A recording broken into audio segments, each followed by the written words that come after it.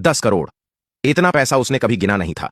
उसने तो 100 का नोट भी उधार में देखा था, लेकिन वह पैसे के बारे में नहीं सोच रहा था। वह सोच रहा था मौका। राघव सिंघानिया ने उसे ऊपर से नीचे तक देखा। क्या नाम है तेरा? आरव, लड़के ने धीरे से कहा। कहां से आया है? यहीं पास की झुग्गी से साहब। किसी को खांसी आ गई। किसी ने मुंह दूसरी तरफ कर लिया। एक रिश्तेदार फुसफुसाया। भाई, ये क्या मजाक चल रहा है? इवेंट मैनेजर आगे बढ़ा। सर, रहने दीजिए, ये बच्चा है, भीड़ और नाराज हो जाएगी। राघव ने हाथ उठाकर उसे चुप करा दिया। उसकी नजर अब आरव से नहीं हट रही थी। सुन, राघव ने कहा, अगर तू फेल हुआ ना तो लोग कहेंगे सिंघानिया ने अपनी बेटी की शादी सर्कस बना दी। आरव ने सिर हिलाया। समझता हूं साहब, डरेगा नहीं? आरव ने हल्की सी सांस ली। डर तो लगता है, लेकिन गाने से कम। पहली बार राघव की भौहें थोड़ी ढीली पड़ी। एक बुजुर्ग मेहमान बोला, अरे छोड़िए, बच्चे का दिल टूट जाएगा। पीछे से किसी ने ताना मारा, झुग्गी का लड़का और 10 करोड़, वाह। आरव की उंगलियां मुट्ठी में भींच गईं।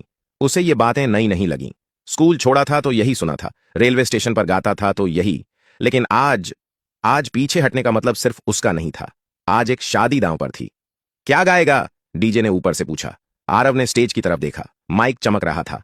लाइट्स उसकी आंखों में चुभ रही थीं। वही गाना, उसने कहा, जो आज गायक को गाना था। हॉल में हलचल हुई। अरे, वह तो बहुत मुश्किल गाना है, उसमें सुर पकड़ना आसान नहीं।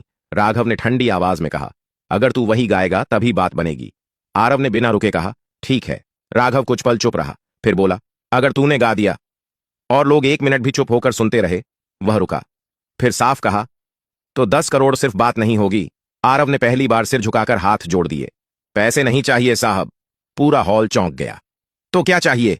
आरव ने माइक की तरफ देखते हुए कहा, बस एक मौका। राघव ने गहरी सांस ली, फिर स्टेज की तरफ इशारा किया।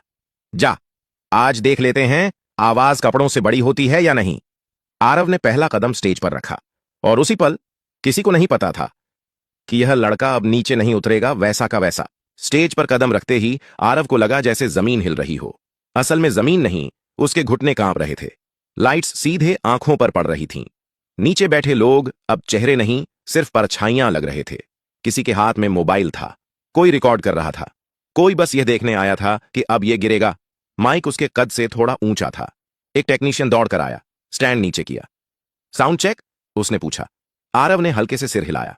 आवाज गले में फंसी हुई थी। उसने पानी मांगा। किसी ने आधा गिलास पकड़ा दिया।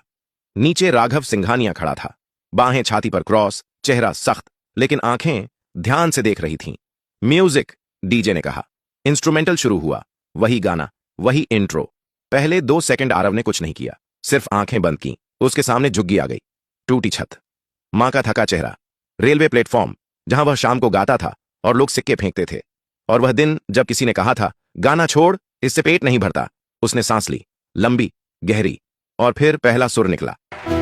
दो दिल जब मिल जाते हैं, बन जाती है एक राह, हर खुशी आज ये जोड़ी साजे, खुशियों के हर रंग में। इतना साफ, इतना सीधा कि जैसे किसी ने शोर भरे कमरे में अचानक खिड़की खोल दी हो। पूरा हॉल चुप हो गया। कोई खांसा नहीं, कोई फुसफुसाया नहीं। मोबाइल उठे रह गए, लेकिन उंगलियां रुक गईं। आरव की आवाज में कोई दिखावा नहीं था, न कोई ताली खींचने वाला मोड़, न कोई जबरदस्ती का ऊंचापन, बस दर्द था और सच्चाई। पहली लाइन खत्म होते होते एक महिला ने अपने पास बैठे आदमी का हाथ पकड़ लिया। किसी की आंखें अपने आप भर आईं। राघव की भौहें, जो अब तक तनी थीं, धीरे धीरे ढीली पड़ने लगीं।